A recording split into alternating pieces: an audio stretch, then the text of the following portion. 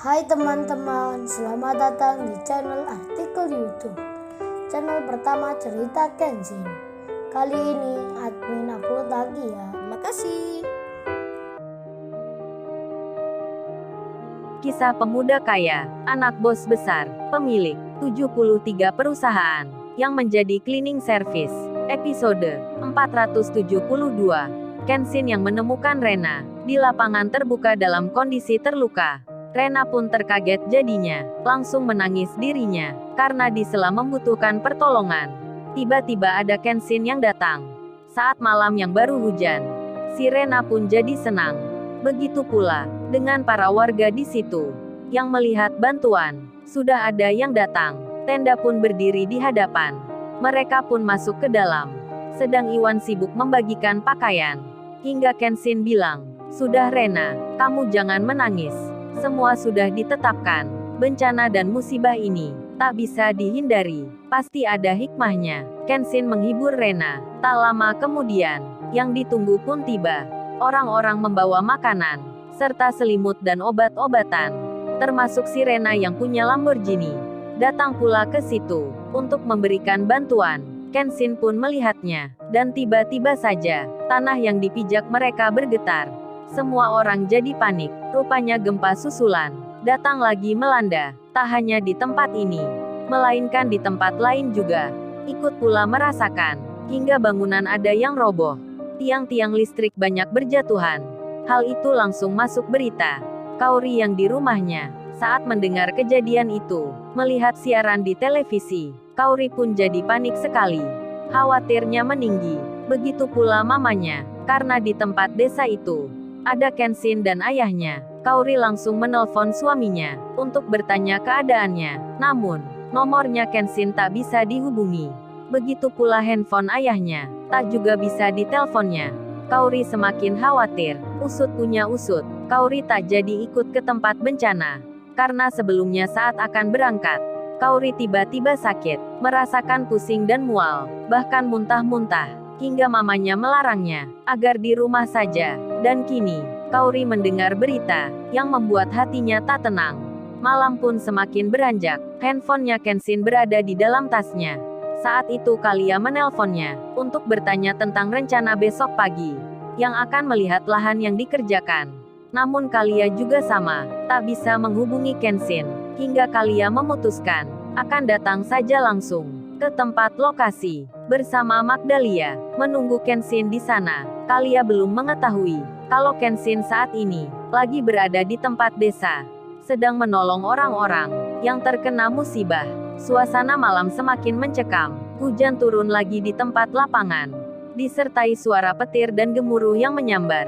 Tenda-tenda diberdirikan, dokter-dokter mulai datang, memeriksa dan merawat orang-orang yang terluka. Kenshin dan Iwan pun melanjutkan, untuk membantu korban lainnya, sedang si Rena, lagi menjalani pemeriksaan.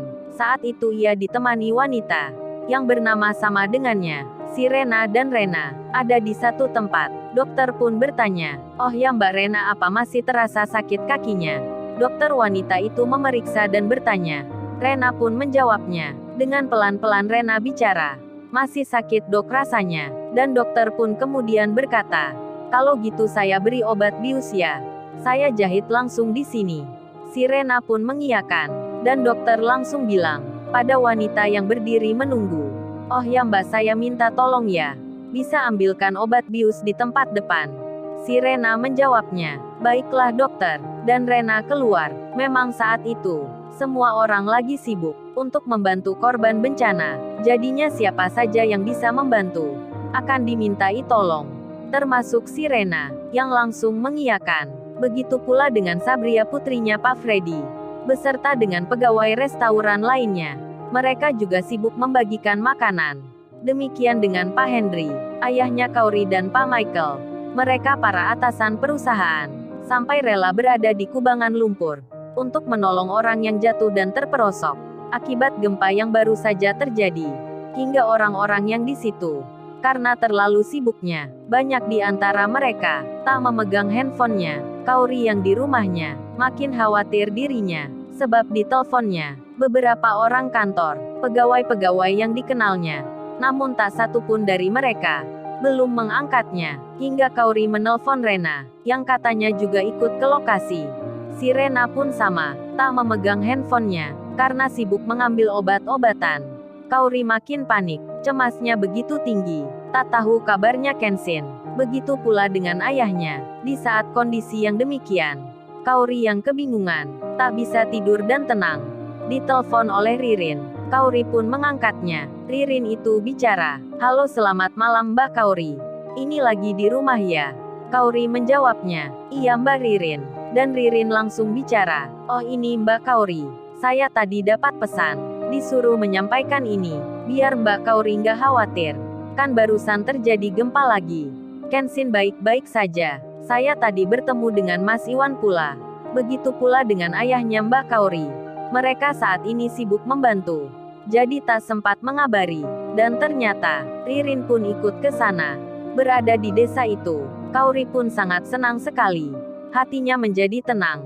Begitu pula mamanya. Dan Kaori langsung bilang, "Terima kasih banyak ya Mbak Ririn.